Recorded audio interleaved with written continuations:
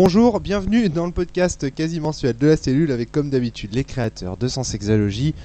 Aujourd'hui, j'ai réuni Aurélien Guy. Bonsoir à tous. Pierre Fournier. Bonsoir. Benjamin Béliez. Bonsoir. Et Thomas Poussou. Bonsoir. Flavie s'excuse, elle est absente, elle est malade. Voilà. Alors aujourd'hui, comme promis, on va vous parler de la réplioïde. On vous l'avait promis dans les sources d'inspiration et également dans le système quand on avait présenté le système de jeu et l'effet extra-personnel. Alors d'abord, Aurélien, qu'est-ce que la réplioïde ? Eh bien, la réplioïde est ce qui nous permet d'avancer dans le jeu. C'est une C'est-à-dire armure, c'est notre arme contre l'Omicron et Myphoscadria. Ok, très bien. J'ai envie de me retourner vers toi, Pierre. Comment est-ce qu'on l'acquiert, cette armure ? Donc cette armure s'acquiert si on est bug D'accord. ou pour les Les immortels. les immortels, exactement. On l'acquiert quand on est tout jeune, hein, à New York. Les bugs sont détectés grâce au réploïde. D'accord. Donc, le réploïde est formé de philonite. Ouais. C'est la matière principale, c'est l'unique même. Et c'est cette philonite qui se modélise quand on est proche d'un bug. D'accord, ok. Et donc la réplioïde, sinon, au niveau des bugs, vraiment, il l'acquiert quand ? Au niveau de l'histoire, au niveau des scénars et tout. Donc on récupère l'armure quand on arrive sur la base du pôle sud. D'accord. Donc Solipsis explique au peuple qui a survécu qu'il y a encore des êtres pour sauver et ramener la paix dans le monde. L'espoir. L'espoir, exactement. Et elle nous présente ces bugs, donc les joueurs qui sont autour de la table. Ouais. Et elle leur donne une armure, la réplioïde. D'accord, ok. L'avantage, c'est que le gros item, on le récupère dès le début. Benjamin, ouais. Exactement. Ouais, c'est vrai que c'est plutôt pas mal. Donc dès le premier scénario, on récupère son armure qui va nous permettre de faire pas mal de choses. Mais d'abord, avant de s'attacher un petit peu à ce à quoi elle sert vraiment, on va un petit peu parler de ce à quoi elle ressemble. Alors, Aurélien, à quoi elle ressemble cette armure, selon toi ? En tant que joueur, comment est-ce que tu l'imaginais ? Alors, je l'imaginais au tout début comme une armure proche de celle de Samus Aran dans Metroid. D'accord. Et ensuite, ça a vite évolué comme étant une seconde peau, donc une matière plutôt élastique, on va dire, Ouais. et qui se met sur notre personnage que l'on joue, évidemment. Ouais. Et puis après, libre à chacun de donner la forme que le joueur désire, Ouais. en fait, à son Parce armure. que la philonite, on reviendra un petit peu dessus après, mais c'est un espèce de métal liquide en fait, donc qui peut tout à fait s'adapter aux circonvolutions d'un corps, quoi, en fait. Exactement. Ouais. Si je veux que mon armure ait une crinière argentée, je peux l'avoir. Si je veux que mon armure se ressemble à celle de Seiya dans les Chevaliers du Zodiac, elle peut l'être aussi. Ah bah, mon dieu. Non, parce qu'il Mais est bon, bien après. précisé quand même que ça doit être hermétique. Tout à fait, Alors tu prends une armure des chevaliers du Zodiac, elles sont pas hermétiques. c'est vrai. Donc, C'est vrai, c'est vrai. donc voilà, elles peuvent pas vraiment ressembler à ça quand même. On essaye de se détacher de ces inspirations saint-seyesques, s'il vous plaît, 2 minutes, messieurs. Merci. Et dans un premier temps, on reviendra à ça plus tard, Ouais. il faudra demander à Tata Solipsis de nous mettre la jolie crinière. Ouais, voilà, c'est ça. Exactement. Donc, toi, Bobo, en tant que joueur, mais aussi en tant que futur maître de jeu, parce que tu es en train de nous écrire une campagne là. Alors, en tant que joueur, déjà, comment est-ce que tu te l'imaginais ? Bah, au départ, comme Aurélien, hein, une grosse armure qui donne un beau charisme. D'accord, hein. Ma vision de la réplioïde n'a pas trop changé par la suite. C'est plus quand justement je me suis mis à écrire que j'ai changé un petit peu l'aspect, comment le présenter aux futurs joueurs, en imaginant quelque chose de pas trop ostentatoire, tu vois. C'est-à-dire Une Un truc, armure discrète. ouais, basique, tu vois. Enfin, tu prends une sorte d'armure de CRS, bon, un chouïa plus futuriste dans le design, Ouais. justement pour pas donner l'idée que il y a quelque chose qui se cache dans un premier temps sur l'armure. Et justement, tu disais l'autre jour à propos des inspirations que tu allais essayer de rendre ça un petit peu réaliste, hein. Est-ce que pour la réplioïde, tu y as pensé aussi ou pas ? Oui, ouais. En même temps, là, on discute de comment on voit comment on voit l'armure. Ouais. Libre à chacun, effectivement, une fois qu'on la porte, de l'imaginer un petit peu comme on veut. Là, on est libre sur l'esthétisme de cette armure, donc autant en profiter. Ouais, d'accord, ok. Alors justement, pour parler de liberté, parce qu'on a ici un maître de jeu, Thomas en l'occurrence, qui a lui par contre complètement rendu le système au niveau de l'armure libre en fait. Alors j'aimerais bien que tu nous parles un petit peu de ça. Ben, moi, ma vision de l'armure dépend beaucoup en fait de la matière dont elle est fabriquée, Ouais. qui est donc la philonite. Pour moi, là, donc, la philonite, comme l'écrit la base, est donc un métal liquide. Ouais. J'imagine un peu comme comment dire, un peu le métal qu'on voit dans le film Sphère. Donc quelque chose un peu de réfléchissant, ou le portail à la Stargate, D'accord, ouais. et qui a une texture assez proche de la peau humaine. D'accord. Donc quelque chose de très souple, qui réfléchit. Et donc à partir de là, vu qu'il est vivant, je pars du principe que cette armure est complètement transformable. D'accord. Donc moi, dans mon idée, en tout cas dans la chronique que je fais, je considère qu'il y a un lien fort entre les bugs et leur armure, Ouais. parce que moi je pars du principe que les armures ont été faites pour chaque bug. Et, donc c'est-à-dire que d'accord. l'armure Elles sont- d'un elles bug, sont vraiment de bug, individualisées, voilà, quoi. elles sont totalement individualisées. Donc il y a une sorte de lien donc entre l'armure et ce bug, ce qui fait que par la pensée, l'armure répond automatiquement aux volontés de son propriétaire. Ah ouais, d'accord, Donc ok. par exemple, je peux, si je le souhaite, mettre, je sais pas, le canon plasma, au lieu d'être au bout du bras, il peut être sur l'épaule. Ah ouais, Je carrément. peux faire apparaître des ailes. Pourquoi pas, j'ai un personnage, un PNJ qui est un cuistot, donc il a une toque de chef sur la tête. D'accord, ouais.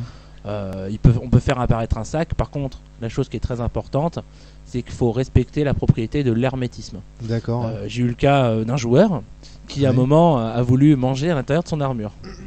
Ah ouais, Donc d'accord. il a voulu faire une C'était liaison, moi, hein. voilà, totalement. Il a voulu faire une liaison donc directement entre son bras Ouais, et son armure, donc Ah, tu me l'avais interdit. voilà. Donc là j'ai dit bah non, il y a quand même une risque de perte de l'hermétisme. Ah, d'accord. Donc ce qui serait mieux serait de gonfler son armure de façon à pouvoir bouger à l'intérieur et ensuite la refaire pour Ouais. reprendre la forme tu originale. m'avais autorisé à ce moment-là carrément à en faire une tente en fait. Je me souviens, Voilà. j'étais sous l'eau, c'était pour une exploration Voilà, sous-marine. sous-marine. Mon personnage est un océanologue, Mhm. un océanographe, et donc du coup je suis parti en exploration sous-marine, et là tu m'as autorisé carrément à créer une espèce d'igloo en fait sous l'eau. J'avais trouvé Voilà. ça vachement sympa. Ça c'est effectivement c'est le côté un peu libre pour laisser vraiment une totale créativité Ouais. aux joueurs. Très Aussi bien. un truc que j'ai trouvé pas mal, j'ai créé un PNJ au lieu de faire un humain. Je Ouais. dis, bah pourquoi pas créer un animal en tant D'accord. que personnage, donc Bug. Ouais. Ce personnage-là, pour l'activité de tous les jours, donc c'est un genre scientifique, Ouais. il peut faire apparaître des bouts de son armure, donc des bras humains, donc qui D'accord. permettent de taper sur les claviers.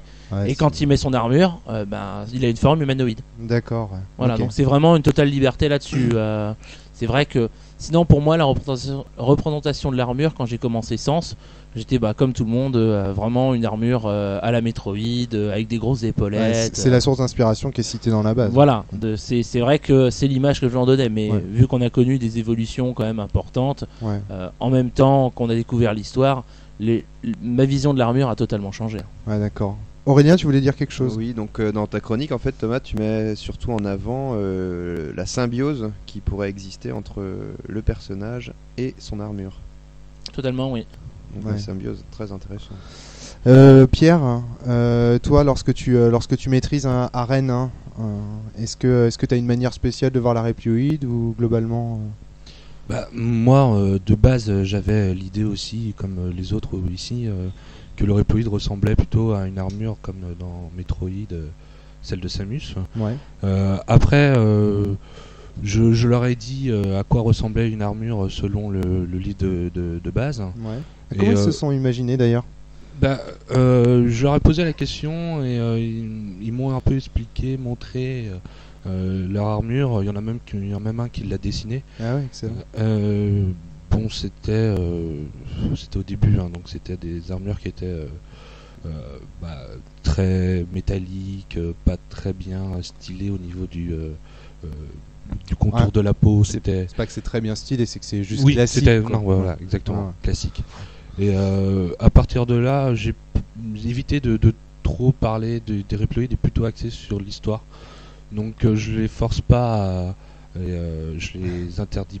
C'est génial. Je leur mets pas des barrières au niveau de. Tu as tout à fait raison. D'ailleurs, c'est ce que Tom t'essaye de faire aussi. Mais le truc, c'est ce qui est dingue, moi je trouve, c'est quand on réfléchit comme ça, tout en enregistrant ce podcast, en fait, je m'aperçois que vraiment les choses qu'on décrit en tant que maître de jeu, chacun se les imagine d'une manière différente. Et je prends aussi le cas des inspirations. La dernière fois, quand on avait enregistré le podcast, on voyait qu'en fait, même les personnages, même les décors, il y a personne qui se les imagine pareil. Ça, c'est un truc vraiment d'une force, je trouve, du jeu de rôle en général. Alors, on peut... Thomas, tu voulais ajouter quelque chose peut-être avant de poursuivre ? Non, rien de plus. Ok, très bien. Bon, alors maintenant, à quoi elle sert cette réplioïde dans le jeu ? Vraiment, de manière fonctionnelle. Alors toi, tu nous as parlé un peu de ce personnage, donc ça lui sert carrément finalement à vivre, tout simplement. Voilà, ça lui permet d'avoir surtout une activité humaine alors que c'est un animal. Ouais. Donc, mais ça ne sert pas que ça sert surtout, vu qu'on est quand même des combattants, ouais. On est là pour sauver le monde, ouais. Ça nous sert surtout à nous protéger des attaques de l'Omicron, ouais, et surtout d'accord. des quadrillas. D'accord. C'est okay. une forte protection, c'est une armure. Alors qu'est-ce qu'elle apporte vis-à-vis des quadrillas, cette protection de particulier ? Alors, première chose, ça permet donc d'encaisser des dégâts. Ouais. Ça ne l'est pas que pour les quadrillas, et c'est surtout alors, elle ne peut, tiens justement je voudrais juste dire ça, elle ne peut pas encaisser de blessures superficielles, légères ou graves. Elle ne peut encaisser que des blessures mortelles. Donc tout ce qui est couteau, arme à feu classique, ça ne l'affecte pas en fait. Non, en termes de protection, c'est énorme. Par contre, en contrepartie, même si l'armure n'encaisse pas un coup, par exemple si on tombe de 10 mètres de haut, ouais. L'armure n'a rien, mais nous à l'intérieur, on prend des dégâts. D'accord, ouais. Ah, donc ça toi tu l'appliques cette règle-là. Moi je l'appliquais aussi. Voilà, hein, c'est une règle qui est appliquée dans la base. Je crois. Non, c'est pas précis. Alors c'est peut-être mon expérience d'ancien joueur. Ouais. Voilà, moi je sais que en tant que maître, moi je considère que c'est l'armure qui l'absorbe et donc le propriétaire lui n'encaisse rien. D'accord, ouais.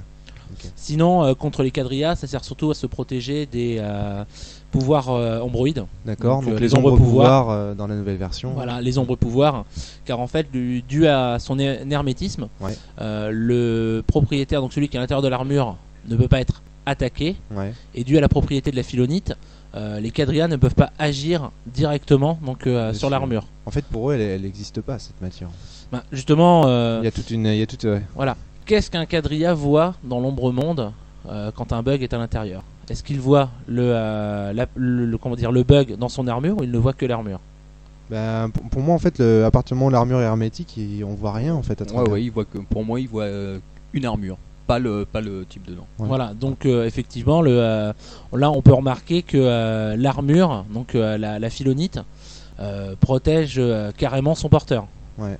Donc les pouvoirs ombroïdes ne peuvent pas interagir sur cette armure. Ouais. Par contre, si le quadrilla décide de lancer sa foudre sur l'armure, il subit quand même les dégâts. Mais alors le truc c'est qu'il peut pas non plus cibler directement le mec qui est dans l'armure. Parce que du coup, même ça fait écran en fait quand même la philonite. Oui, effectivement. Ouais. Sinon, la propriété aussi de l'armure, la grande utilité, c'est la survie d'un bug dans l'ombre monde. D'accord. Pour quelle raison, Bobo ? Ouais, la survie et l'exploration de l'ombre monde. Déjà, ouais. dans un premier temps, ça lui permet d'accéder à ce monde-là alors que personne ne peut y aller. Enfin, un humain de base ne peut pas. L'armure du bug va lui permettre d'aller dans cet ombre monde. Ouais, donc là-dessus, vis-à-vis du lecteur, on trouvera des mots comme choc ontologique. Alors, Bobo, un petit peu d'explication vis-à-vis de ce choc ontologique. Déjà, pourquoi on appelle ça un choc ontologique ? C'est-à-dire qu'on nous dit que l'armure nous protège du choc ontologique, de voyage entre les deux mondes.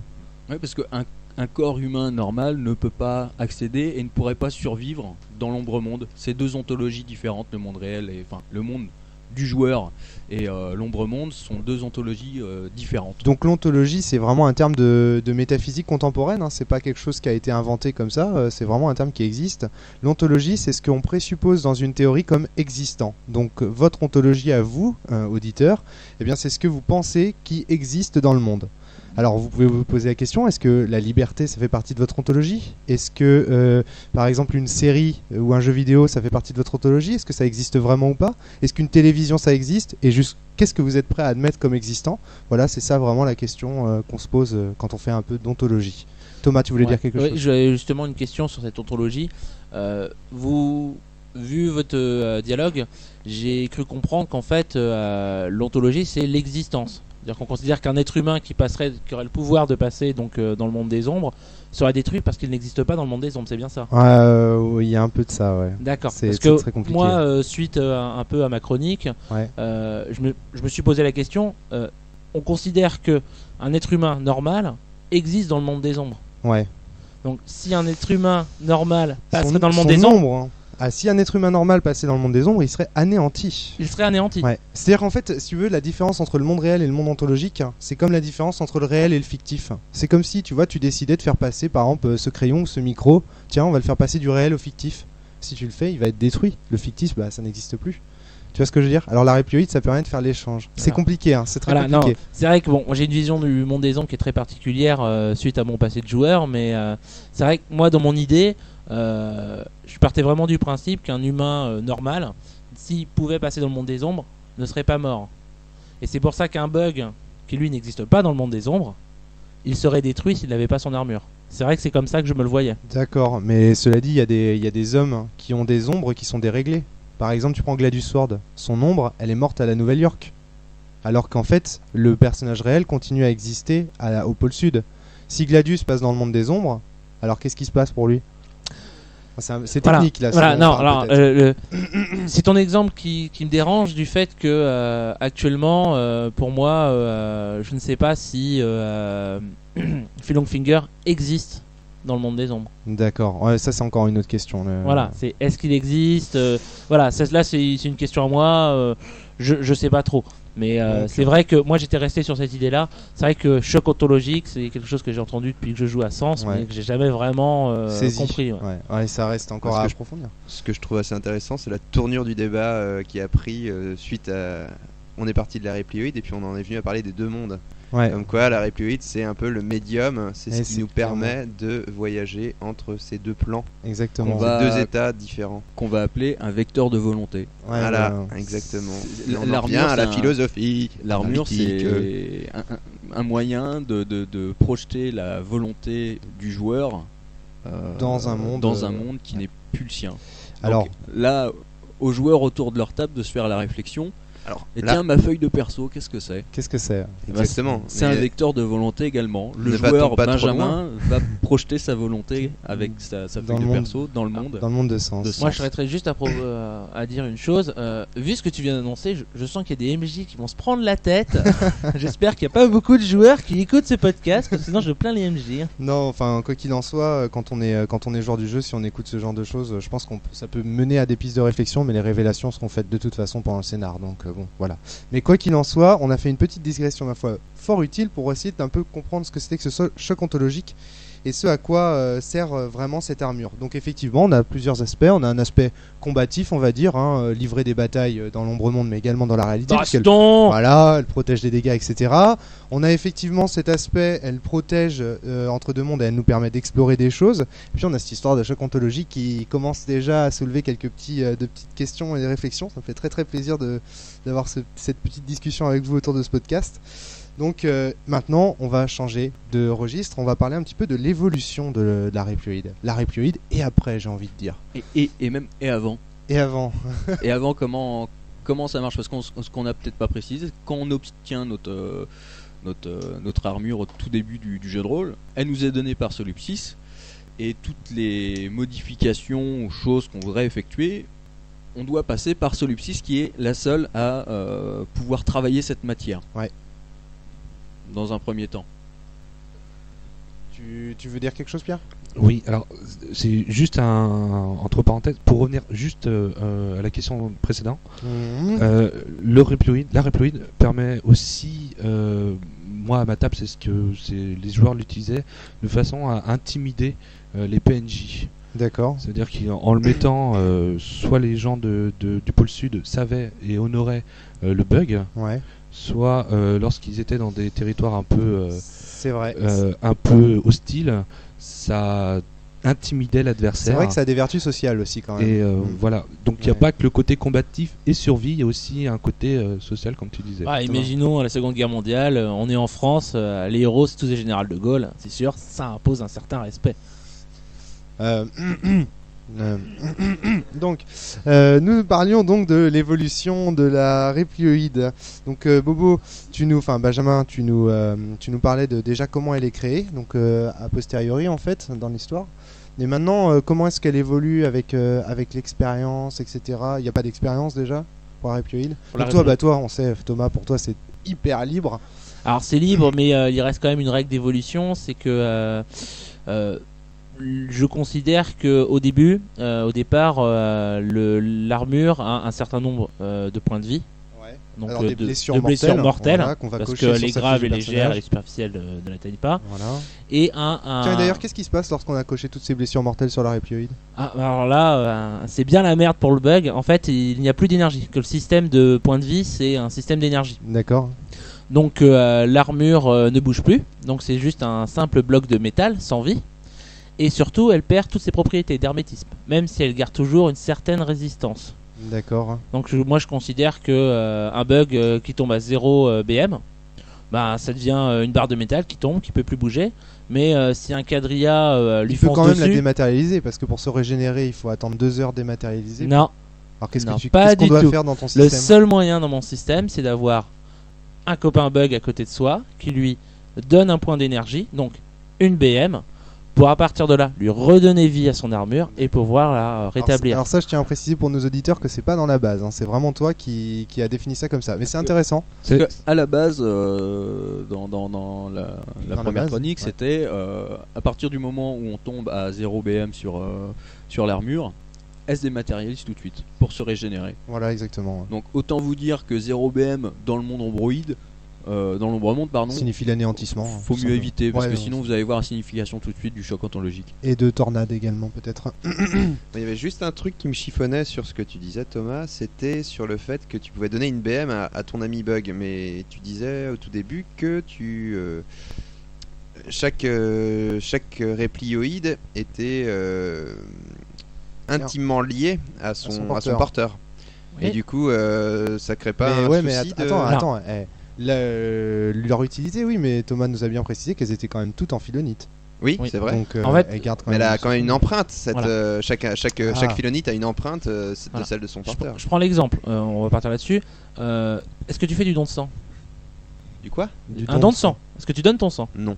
Non. Bon. Bon, Bah, bah. c'est dommage. Mais bon, dans l'exemple, imagine que donner l'énergie de sa réplioïde à une autre réplioïde, c'est comme si tu donnais ton sang à quelqu'un D'accord. de compatible. D'accord. Mais là, toute l'énergie de toutes les armures sont compatibles. D'accord, très bien. Ouais, d'accord. Voilà. Ok. En fait, moi j'ai surtout mis cette règle-là de pas de dématérialisation pour essayer de laisser un moment de répit à un joueur qui Ouais. permet que il tombe à 0 BM. Le Ouais, quadrilla est toujours là. Le quadrilla peut décider tiens, je te tue maintenant parce que un quadrilla fait des dégâts régulièrement en mortel ouais. et que un humain, malheureusement, on n'a qu'une blessure mortelle. C'est très très mortel un humain. Ouais, c'est Alors, très mortel. Hein. Encore une fois, je voudrais repartir sur le thème qui était le nôtre, Voilà. l'évolution. Voilà, alors, donc ce que j'expliquais, c'est que moi, donc en plus d'un nombre de BM limité au départ, ouais. j'ai un bloc d'optimisation. C'est-à-dire.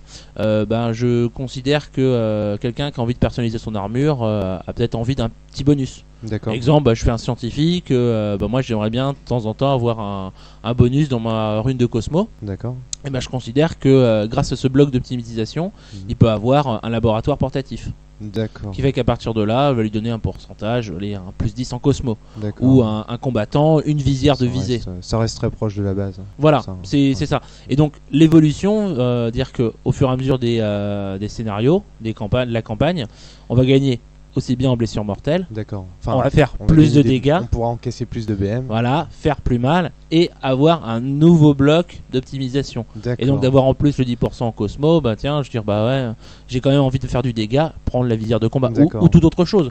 Il suffit juste que le joueur décrive, moi j'aimerais avoir un bonus dans telle chose, mais de telle façon. Donc, comme ça, Ça, c'est très très proche voilà. de ce qui est dans la base. hein, voilà. tout ce que Et tu pour dis là. obtenir ces blocs, on passe par l'armurerie. D'accord. Ah ouais, donc il y a quand même une intervention de Solipsys, comme Il y a disait, toujours une intervention de Solipsys qui, elle, bien évidemment, c'est plein de choses sur ces petits groupes de bugs. Se dit, tiens, je sais qu'eux ils sont intéressés par telle optimisation, donc j'ai créé ça. Et si je veux que quelque chose de plus personnel, eh ben, on va voir Solipsys. Je lui demande, voilà, je souhaiterais telle chose, et elle va prendre son temps et grâce à la Philonite va créer donc le bloc souhaité par le joueur. D'accord, ok. Toi, Pierre, dans ta chronique, hein, comment ça se passe? Alors moi, mes joueurs, quand ils désirent améliorer leur Reploid, ça a toujours un rapport à ce qui s'est passé dans le scénar. Par exemple, si un scientifique par exemple s'est retrouvé dans un moment où il devait recueillir des échantillons, il n'avait pas le matériel pour. Ouais. Donc là, il est tombé sur un problème pendant le scénar. Il va y avoir à la fin du scénar, il me dit bon bah là, j'aimerais bien que mon armure, je puisse avoir un matériel par exemple scientifique. Donc comme c'est en rapport à ce qui s'est passé pendant le scénar, je pourrais lui accorder. Si quelqu'un me demande quelque chose de totalement différent avec son type de personnage, quelque chose de farfelu et qui n'a... Tu le refuseras. Je le refuserai, oui. Okay. Il faut qu'il y ait toujours un lien avec le scénar et son personnage. Ok. Parce que j'ai envie de les quadriller. Je peux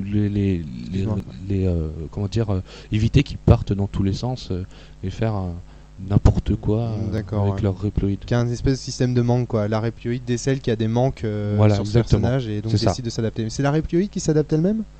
Généralement je fais passer par... on reviendra là-dessus peut-être dans la Reploid, ce mystère, notre dernière session. Benjamin, est-ce que tu as des idées pour l'évolution de la Reploid de ton côté? Ou non, tu resteras assez fidèle à la base? Là-dessus, je vais rester assez fidèle à la base. D'accord, ouais. Ok, très bien. Donc, ce qui est dit dans la base, globalement, pour en parler rapidement, parce que là, tout le monde a présenté un peu sa manière d'adapter. Globalement, ça change pas grand-chose au système, donc je suis plutôt content de ça. Ce qui se passe, c'est qu'à chaque scénar, on va pouvoir soit rajouter une blessure mortelle sur sa Reploid, soit choisir un équipement au choix. Donc, le joueur va choisir un équipement et sa Reploid d'elle-même va s'adapter au choix du joueur pour son personnage. Donc voilà, tous les scénars en fait, tout le monde va choisir soit d'augmenter son endurance, soit d'augmenter ses dégâts, pardon j'avais oublié de dire ça, les dégâts qu'il fait avec son armure, soit de créer un équipement de son choix totalement variable. Hein. On a eu des exemples des gens qui ont fait des ailes, une vision à 360 degrés, donc là c'est totale liberté aux joueurs pour inventer son équipement pour le personnage. Et voilà. Et justement, parlant de liberté et de choc ontologique et tout ça, on va aboutir à un peu la conclusion de ce podcast avec quelques grandes ouvertures. J'ai envie de dire la Reploid, ce mystère, la Philonite, ce mystère.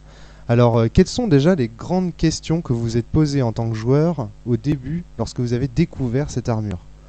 Qui a envie de commencer à prendre la parole sur cette idée? Benjamin. La première question qu'on aurait tendance à se poser en tant que joueur avec la Reploid, c'est pourquoi elle réagit qu'aux bugs et aux immortels. D'accord. Et pas à l'humain de base du tout venant, quoi. La deuxième question, c'est comment ça marche, comment on peut la modifier. À chaque fois, faut passer par Tata Solipsys, c'est bien gentil, mais on sent le Cosmo là. Je voudrais bien apprendre à faire comme elle. Et donc on aura l'occasion de voir ça en détail dans Cosmo. D'accord, ok. Donc parce que toi en fait, on rappelle pour nos auditeurs que en tant que joueur sur la première table, celle qui a grandement inspiré l'histoire de Global 200, tu jouais le personnage de Nathaniel, et donc à un moment donné ce personnage va pouvoir avoir accès au secret de la Philonite. Alors qu'est-ce que tu avais créé comme objet d'ailleurs quand tu as commencé à avoir un peu les pouvoirs de Tata Solipsys comme tu l'appelles? Bah écoute, en fait rétrospectivement j'ai pas créé grand chose pour moi, mais c'était plus les copains de la table qui disaient ouais, je voudrais bien avoir un gros bâton qui tape. Bah non Tom, tu m'as rien demandé, t'es devenu quadrilleur. Moi jamais. Donc et les fameux vaisseaux quoi. Ça c'est énorme. Alors, quand tu commences à avoir déjà une armure qui tape dur et puis qui peut se transformer un petit peu en vaisseau pour aller vite, c'est bien pratique. Et mon personnage de Montaigu a eu un peacemaker qui lui a bien servi aussi. Ouais, avec tes problèmes de cœur, effectivement. Donc Aurélien qui joue le personnage de Gabriel que vous aurez l'occasion de découvrir bientôt dans la fiction de Sens Mort. Donc voilà, ouais, c'est vrai que toi, Thomas, t'en as pas trop profité au final parce que en tant que quadrilleur. Non, mais je me suis quand même posé des questions. Alors quel genre de questions tu t'es posé? Alors moi je me souviens surtout d'une grande phrase qu'on nous a dit, je pense dans le premier scénar de Solipsis, qui nous disait que surtout il ne fallait jamais parler à son armure. Alors, qu'est-ce que ça t'a intrigué ça? Bah oui, pourquoi j'irais déjà d'une part parler à mon armure? En fait, c'est vrai que Solipsis met un petit bémol là-dessus parce que le truc c'est que l'armure vous protégera en tant que joueur, enfin en tant que personnage pardon, elle vous protégera des dangers qui vous guettent même si vous n'avez pas conscience de ce danger. C'est-à-dire que si quelqu'un par exemple essaye de vous sniper à distance et que vous ne le savez pas, l'armure se mettra automatiquement autour de vous pour vous protéger. Voilà, effectivement. Donc, du coup, ça c'est la deuxième question que je me suis posée, c'est comment l'armure fait-elle pour savoir que je suis en danger alors que même moi je ne le sais pas. Donc ça supposerait qu'elle est un peu vivante quoi cette armure. Est-ce que cette armure serait liée au MJ? Je ne sais pas. Nous en saurons plus peut-être Voilà. après. Aurélien, quels sont les types de questions que tu t'es posées vis-à-vis de la philonite et de la répluide? Vis-à-vis de mon personnage, moi il lui est arrivé d'étranges choses. Hein. Il lui a parlé. Il a eu un certain dédoublement de personnalité. Et puis. Oh là là là là. Et je vais pas en dire plus si t'en révèles un petit peu dans.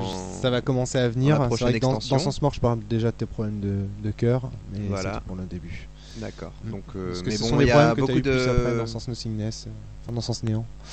Voilà. Mais moi j'ai vu un certain mal psychologique qui est la schizophrénie.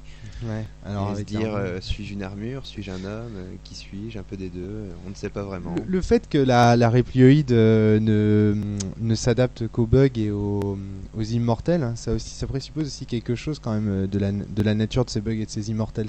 Ça dit qu'ils sont spéciaux, qu'ils ont quelque chose un lien avec la réplioïde et tout. Enfin, c'est quelque chose de mystérieux là-dedans. Et puis bon, bien sûr, on peut pas parler de ça sans parler du déterminisme, etc. C'est étrange de se dire qu'il y a une matière qui ne s'adapte qu'à un certain type de personnes. Finalement, ceux qui sont censés représenter la liberté sont eux aussi apparemment soumis à une certaine forme de déterminisme, puisqu'ils ont l'air d'être des espèces d'élus, ou on sait Bien pas sûr. trop. Donc, Et pour ma part, j'avais une autre supposition, et bon, que tout le monde avait dû comprendre, c'est que l'armure, selon moi, cette seconde peau prend la forme un peu des runes des obédiences que l'on sert. que l'on défend. Hein. Exactement. Mm. Si vous êtes quelqu'un de plus vers la mort ou la création ou le chaos, Ton armure va s'adapter. ça va influer à mon avis. Enfin, c'est même assez évident. Naturellement. Bon, et bien voilà, on vous laisse avec ces quelques questions, des pistes de réflexion pour vous en tant que personnage, en tant que joueur ou en tant que maître de jeu. On vous dit à bientôt. Râlez moins, jouez plus. On se quitte encore sur la vieille formule de notre ami Grumpf. À bientôt à vous. À bientôt. plus. À bientôt. Tan, tan, tan, tan. Tan tan tan tan.